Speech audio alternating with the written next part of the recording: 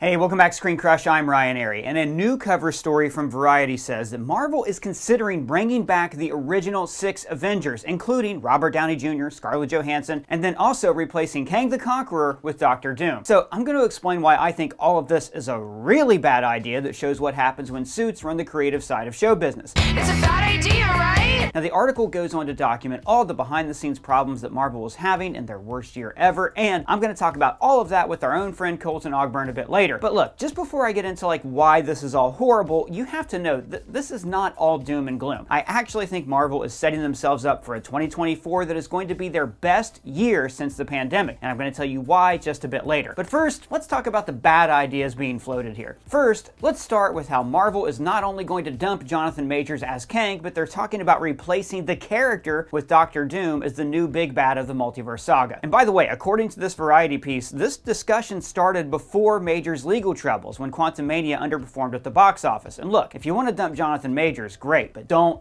dump Kang. Kang is a great villain in the comics. The multiverse saga has laid some terrific groundwork for this character with 2 stellar seasons of Loki. If you drop Kang the Conqueror now, then the legacy of that character is going to be, oh yeah, that guy that was defeated by Ant-Man. Just recast the guy. Please, Marvel, Disney, you can recast people. It's fine. You can recast young Luke Skywalker. You can recast Han Solo. You can recast Tony Stark. If Paramount could recast Spock and Kirk, then you can recast comic book characters. Now look, Dr. Doom was the villain in the 2015 Secret Wars comics, which the movie's probably going to be based on. But if they suddenly insert Dr. Doom into the narrative now, then it's going to feel rushed. I mean, Dr. Doom is my all-time favorite comic book villain, and I want the MCU to do him right. You owe me that. Doom should be the Loki of phases 7 through 9, but in reverse. He should get more villainous after every movie, and he starts off as a good guy and a victim. Don't ruin him by having him pinch hit for Kang. And the other rumor in this article is that Disney is considering paying really big money to Robert Downey Jr. and the rest of the Avengers to bring them out of retirement. I retire for what, 5 minutes and it all goes to shit? I hate this idea. I'll give them the benefit of the doubt and say that maybe this is just in reference to them appearing in Secret Wars, where they would be playing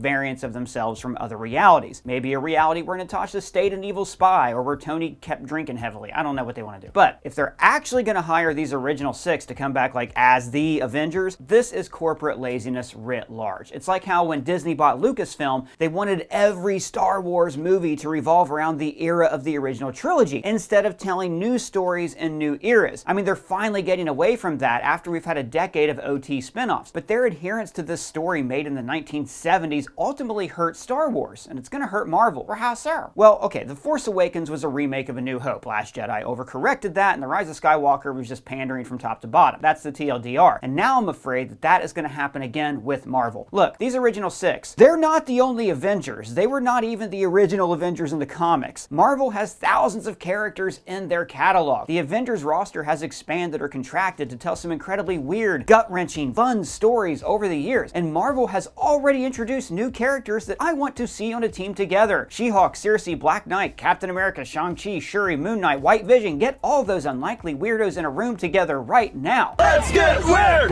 Weird, get weird! If you want a new Iron Man, Rhodey is right there. He was Iron Man in the comics during the 80s Secret Wars. Don Cheadle is an incredible actor with an amazing pedigree, and he could lead this franchise. Now look, maybe these new characters have not caught on like the originals, but remember this: none of the MCU movies were billion-dollar moneymakers until the characters met in the Avengers. And then Marvel was able to take the audience of 5 different movies and combine them into one movie. These new Avengers, they need that room to breathe, to grow, to interact. They need a team-up movie. Where is my Shang-Chi sequel, for God's sake? If Marvel just dumps all of this groundwork and reverts back to what worked before, then they are cutting off their future. It's trading the cow for a glass of milk. Oh, but that's some tasty, tasty milk, person. It sure is. Now look, this is not an official announcement that Marvel has made. It's a leak of something they've considered after their Palm Springs retreat this year. I actually think that 2024 is going to end up being a big rebound year for Marvel, and I'm going to explain why. I have my reasons. But first, I want to talk to my friend Colton Ogburn about this. So Colton, we both read this article from Variety. What are your thoughts on this? It's a lot to digest. Yeah, it is a lot. My main thought would just be it's unfortunate. It's sad. I mean, for the longest time, Marvel Studios, the MCU, they were the pinnacle of, Hollywood filmmaking. They achieved so much, with the box office, with what they're able to do with various genres within the superhero genre. So to see what we've long suspected with like these leaks of like confirmation of different dramas going on behind the scenes, it's not surprising just based on what we've seen with various projects. Like, I'll pick on Secret Invasion. It wasn't surprising to learn that Feige has been stretched thin. It wasn't surprising to learn that they've been really reactionary with, changing, directions in the middle of a production or in the middle of a script or something like that. So while not surprising, it's still just unfortunate. Well, a lot of this was covered in the book. We keep talking about it on the show because a friend of the channel, Joanna Robinson, co-wrote it. This book, The Reign of Marvel Studios, talks about how Feige began to be stretched thin, the pandemic. It's a must-read, talks about all that. There was also the Hollywood Reporter article from a couple weeks ago about Daredevil being retooled and how Marvel's like kind of redoing their television, right? Mm-hmm. Which was all, I think we can agree, very good, that they're like taking a more traditional approach and they're focusing on making good product. So with this, though, there's a lot to digest in this Variety article, like I talked about earlier. First, let's talk about the idea of majors, okay? And just, where do you go with him? Is he, we've talked on here before, we agree he's great. I'm trying to withhold judgment on everything, but a lot of people seem to be coming out of the woodwork. Where do you think they go with the character of Kang and with majors after this? What would you do? Well, I'll be clear. If he did what he's accused of having done, screw him. I hope. No, I hope Bye. that you don't deserve a career. Recast Go him, away. or right. Get rid of him for sure. Yeah.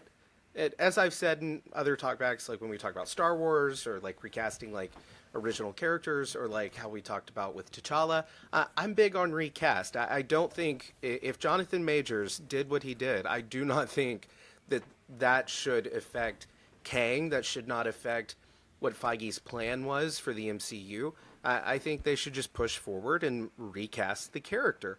And in some ways, Kang is kind of an easier character to do. If you're that concerned about, he was our main guy and now he's going to look different, just write it in. Have him be like a slightly literally, different because it's the multiverse, right? Right. But even then, I don't even think the only major recasting we've seen in the MCU is Don Cheadle, right? Don Cheadle, when he shows up, says, "It's me, I'm here, deal with it," which is kind of like a meta thing about the Terrence Howard recasting. It's me, I'm here, deal with it. Let's move on. Fine. I don't even think they need to do that. It doesn't matter. People get recast. There's been a million James Bonds. There's been a million Batman. Some of them have even existed in the same universe. It's fine. The idea that I think that the idea that we're tied to movie stars is it's not really of the franchise era, if that makes sense. I think that we can definitely get on board with new faces, new people, new interpretations of characters, as long as the quality remains good. And like this article talks about, the quality has not remained good throughout a lot of what we've seen here. And also regarding majors, there's this idea of bringing in Doom, which I think it was just like speculation. This is all coming from leaks from the Marvel Palm Springs retreat, which, by the way, they have that every year, and it used to be you would never get a leak from that unless it was intentional. So I do wonder if this is like Marvel cracking, or if some of this is them floating these options to Variety to kind of see how the public reacts. Dr. Doom is, of course, the main villain of the Secret Wars comic. He's the one who fixes the incursion and creates battle. Both? Both. I will say both, right? So it is one of those things where, when we watched the Infinity War, we were like, but Adam Warlock's not in it. It's like a big change from the comic. And now we kind of have that opportunity to put Doom up as this new guy. But I'm kind of looking at it and going, well, look, Doom would have only at this point presumably been in the Fantastic Four movie, which, by the way, I hope that he's not. It's kind of like Magneto having to be in every X-Men movie. Sometimes you just got to build up, like how Joker wasn't in Batman Begins, Mm-hmm. But I don't think that's enough build-up for Doom to suddenly be God Emperor Doom on Battleworld. And after he's God Emperor Doom on Battleworld, where the hell do you go from there? There's no place to go but down. So I as like the biggest Doctor Doom fan, I've got like Doctor Doom stuff all over. Here's a bobblehead that you got me, actually, and there's a Doctor Doom statue over here on the shelf with the videos. I love Doctor Doom, and I don't. Yes, you did. And there's an action figure there, and I like Doctor Doom. You got me. I twist my arm. No, he's my favorite villain, and I don't want to see him basically used to pinch hit for Jonathan Majors. I want him built up, his own thing. I want to see Acts of Vengeance in phases 7 through 9. I want to see all of Magneto and everybody team up together and everything. Not this. This is not the way to do Doctor Doom. What do you think about it? Would you want to see Doom sub out in Secret Wars? No, I'm right there with you. I love Doctor Doom, and I sincerely hope that, regardless of what ends up happening, I hope that Doctor Doom is the main, the Thanos, the Kang of the next saga, like the Mutant Saga or whatever it ends up being. I think he's definitely the villain to do. No, I don't want to see them shoehorn in Doctor Doom because of some behind-the-scenes drama regarding Kang. And, like, in that article, I saw they also mentioned that even before this drama with Jonathan Majors, they were considering shifting away from Kang just because of the, I guess, poor reactions to Quantumania. That seems so reactionary to me. And It really does. I have a hard time believing that Feige would do that. But to answer your question... Marvel's more reactionary than you think, but please go ahead. Yeah, apparently. Like Thor Ragnarok was going to be, when they unveiled the first logo for Thor Ragnarok, it was like a dark brooding. It was going to be a dark, like Age of Ultron set up the dark brooding, and obviously they shifted course. Sorry, go ahead. Shifted, yeah. Well, just to answer your question, no, I do not want to see Doom just shuffled in to replace Kang. Now, if the original plan was, hey, we're going to do Kang Dynasty, and then Secret Wars, we're going to have this Doom character come in and, like, kill all the Kangs, that sounds awesome. Go for it. But then that does open the door for, okay, well, where do you go with Doom after that? If you have him on this big level at Secret Wars, I'm fine with that, but I don't want to jeopardize his development as a villain going in for, like, the next 10 years of Marvel after Secret Wars. I don't want to jeopardize the next 10 years just to save what has been a difficult saga for the multiverse saga. I'm concerned that what they're doing is to just, let's do this, let's do that, let's do that. They're just moving around. I think they just need to stop, focus, take a breath. And that seems to kind of be what they're doing, like with the report you mentioned with Daredevil. So I hope that cooler heads prevail and that Feige can get in there and say, okay, let's take a breath, relax, let's do this right. And I trust Kevin Feige. I think he has been spread thin, as this article suggested. We've seen what he was able to do with the Infinity Saga, and I think he can save the multiverse saga if he's given the opportunity. Yeah, it's a shame because the idea of the multiverse really does offer a lot of creative outlets, but creative possibilities, but it also has a lot of creative limitations. And periods like, death doesn't matter anymore because we can always bring in another one. And that's kind of where I'm at with the Robert Downey Jr. Potential and Scarlett Johansson coming back, right? So like I talked about earlier, I love the original Avengers. Who doesn't love the original Avengers? They're iconic, right? But the Avengers comic books shifted the membership around and they made it work. Yes, the team tended to work better when some of the core members were there. But you could also, the Avengers was such a strong book, you could have Black Knight, Circe, Dr. Druid, you could have all those B-listers, and it'd still be a great book if the people writing it were good. And I think audiences would show up for those characters. But what's your opinion on the originals coming back to at least like maybe mentor, like hold the hand of these younger guys? Well, I've always thought that Secret Wars would have Robert Downey Jr. show up again as Iron Man, have Scarlett Johansson come back as Black Widow, maybe not as the main characters. What was that? As variants? Yeah, as variants, or something to that degree. Because Secret Wars, I would think everybody is going to be in Secret Wars. So why pass up that opportunity to have a variant Tony Stark like say hi to Peter Parker, and maybe that Tony Stark lost his Peter Parker. It writes itself. There's really cool stuff that you could do with that.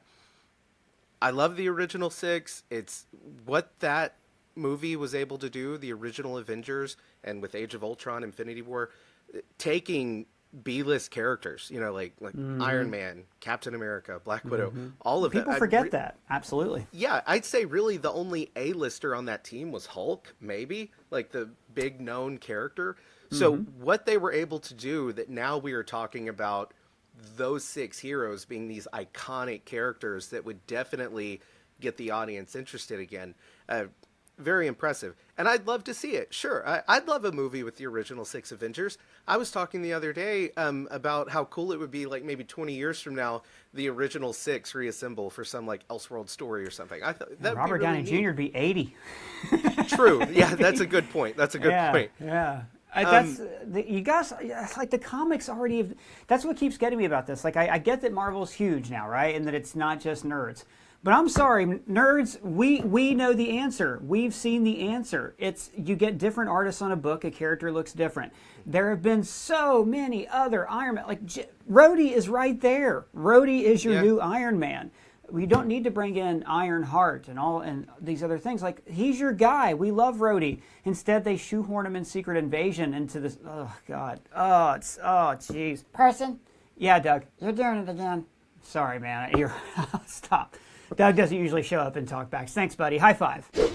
I just wanted to add, though, that as much as I would love to see the original 6 back, I do not want to see them back as, like, some kind of, like, retcon, like, let's backpedal. This new stuff isn't working. No, you commit. I want you to commit. Like, take like the late night wars for example. I know this is like a weird example, but you know, like when Conan replaced Leno as the host, and then he like 6 months later they give Leno a show like before Conan's show, just completely kneecapping you know his transition as the Tonight Show host. I think that's the same thing that would happen here if we bring back Robert Downey Jr. and Black Widow and all the original Avengers. I feel like you're kneecapping your setup for what's supposed to be this new team. So, I mean, I really don't want them to give up on what they've built so far by bringing back in the original crew. And I think that could be something they risk.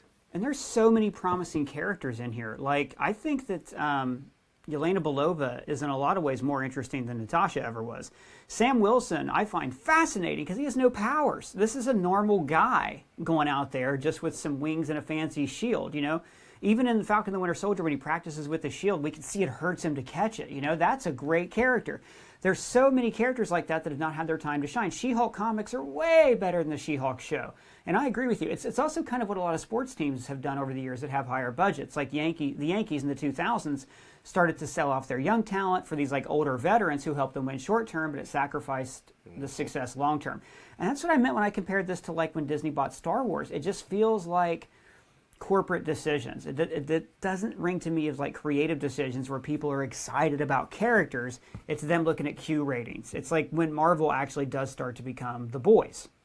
Yeah. Well, and what happens? Okay, say they do bring back the original 6 for a movie. Okay, and then what? You know, what do you do exactly. after that? They're backing themselves into a corner, I think. Especially since, as we've talked about many times on this channel, why was there not an Avengers film in Phase 4? Why even bother to call it Phases? I still don't understand the creative reasoning behind that. I've heard excuses. You know, there's already team-ups and things like that happening, but like, especially when you have massive stories like Secret Invasion kind of just waiting in the wings, or even Gore the God Butcher, or anything like that could have been elevated to an Avengers-level threat. I don't know. Some things in this article, too, didn't surprise me, like Blade. You know, there's been rumors about Blade having bad writers and things like that for a long time. The fact that they tried to tease Blade in the Eternals without actually showing Blade was kind of a very odd choice for Marvel, where we would at least usually get, like, Thor's hammer, or, you know, to tease a character. You know, and that's really the one thing about Marvel we used to be able to rely on. You know, they would take these obscure storylines, or even major storylines from the comics, and adapt them so well. Like, Civil War was not the big crossover event, but it was done so well and adapted so well for these characters, right? Now what I'm kind of getting is that instead of doing that, instead of saying, hey, you know, the multiverse, what if we really stretch that out? They're kind of going, oh no, people are tired of the multiverse. We got to wrap this shit up. We got to do this now. Let's just bring in Doom. Everybody wants Doom anyways. Whereas, like, if I'm going to bring in Doctor Doom, right? If I'm going to do Doctor Doom right, I'm going to have a Doctor Doom movie. I'm going to have Doctor Doom as like a poor kid in a caravan camp whose family is like being pursued by the forces of the government. I'm going to do Doctor Doom's story right. Give people the Doctor Doom story that they've never gotten to have. In the same way that the MCU gave us the Captain America movie that we always wanted, that we never got to have, you know? now they're just taking all these stories, like Gore the God Butcher is one of the best arcs I've ever read in the comics. Jason Aaron's Thor run, 100 issues, is fantastic. And they turn it into basically a gag movie. The Secret Invasion, this amazing concept and story from the comics, distilled into the worst MCU show. With the multiverse saga, there's this opportunity to do Secret Wars. The first version's better than the second one, but like Secret Wars has all this amazing potential, and I can tell, you can just see that all Marvel's trying to do is just get to the finish line where Wolverine and Tobey Maguire share the screen together. But is that enough to sustain a franchise? It's not, and I think I was surprised when they announced Kang Dynasty and Secret Wars so early. Did it seem early to you? Yeah, early on? Because it was in like 2021 or 2022. Yeah. And they said it's going to come out in 2025. Wow. Yeah. And now even later, it just felt so odd. Like after Endgame, I really thought Marvel would take a second, have some fun, do an Avengers movie with Tom Holland, Spider-Man, and Falcon, as and actual She-Hulk. Avengers again, which Yes, we haven't had since 2015. Yeah, and just man, rebuild the team. They could have so easily just copy and paste the first Avengers movie and put in those new, fun, $1 billion. exciting characters. Easy. Yes. Yeah. And people would care. People would be interested. People would know who they are. Right now, people are so checked out of Marvel. It's insane. And it's just so disappointing. That's really my overall take, I guess, on this whole topic. It's just disappointing. Well, it is disappointing short term, but there are a lot of reasons to be incredibly optimistic that I'm going to tell all of you guys about right now. Colton, thank you so much for joining me. It's been a pleasure as always. As a reminder, everybody, Colton is the guy who lives inside of our television, but he does not know it because he's trapped there eternally, so please don't tell him. And you can find his social and mine below. Colton, thanks a lot. Now, to be optimistic about this, the article talks about how all of this started in 2020 when the COVID-19 pandemic ushered in a mandate to help boost Disney's stock price with an endless torrent of interconnected Marvel content for the studio's fledgling streaming platform Disney+. According to the plan, there would never be a lapse in superhero fare, with either a film in theaters or a new television series streaming at any given moment. Yeah, gee, I can't believe fans didn't want an endless torrent of content. That sounds amazing. Why would they do that? And now, guys, that endless torrent has stopped. Bob Iger is back. The brakes have been pumped. Feige is back to having quality control. Marvel has realized that fans don't want an endless torrent of content. We want stories about characters. Marvel has heard us. So assuming that the strike is resolved and production gets back on track for next year's films, we should be very excited about the Marvel movies next year. Deadpool 3 is finally going to bring a Fox X-Men character into the main MCU timeline. And it's also going to show incursions happening, which is going to finally give real weight to the multiverse saga. And we're also getting the movie I'm most excited about next year, Captain America Brave New World. Harrison Ford as Thunderbolt Ross, the return of the leader. That movie's going to be huge. I always thought Falcon and the Winter Soldier was an underrated show, and I can't wait to see that story continued on the big screen. And I am so excited for the Thunderbolts. We finally have a team-up movie that we should have gotten back in Phase 4. And on the TV side of things, Marvel has taken their foot off the gas. They're reworking shows like Ironheart and Agatha, taking their time with What If and X-Men 97. Echo is also coming out. The focus has now shifted from quantity to quality. We're going to look back one day on 2023 and say, oh yeah, remember that bad year? That was really bad, but it's good again now. You know, maybe you're not so bad after all, brother. And ultimately, Marvel's long game is Secret Wars. You know, we're going to see Tobey Maguire and Hugh Jackman team up, and Nicolas Cage Ghost Rider, the Fantastic Four from that other couple of movies. Hopefully, all this team-up stuff is going to happen, though, while Marvel tells a story driven by the incredible new characters that they have introduced in Phase 4 and 5. Because look, Avengers Endgame didn't work because there were a lot of characters at the end. It worked because we cared about those characters. If Marvel gets back to telling character-driven stories about broken weirdos that are forced to interact together, then Phase 6 is going to blow your mind. Also, we have the Young Avengers coming, and I am like really excited to see all of those kids together in the same space. But what do you guys think about all this? Do you want to see Robert Downey Jr. return? Do you want to see Kang replaced with Doctor Doom? What is the problem with Marvel, and what are you optimistic about? Let me know your thoughts down in the comments below or at me on Twitter. And if it's your first time here, please subscribe, smash that bell for alerts. For ScreenCrush, I'm Ryan Airy.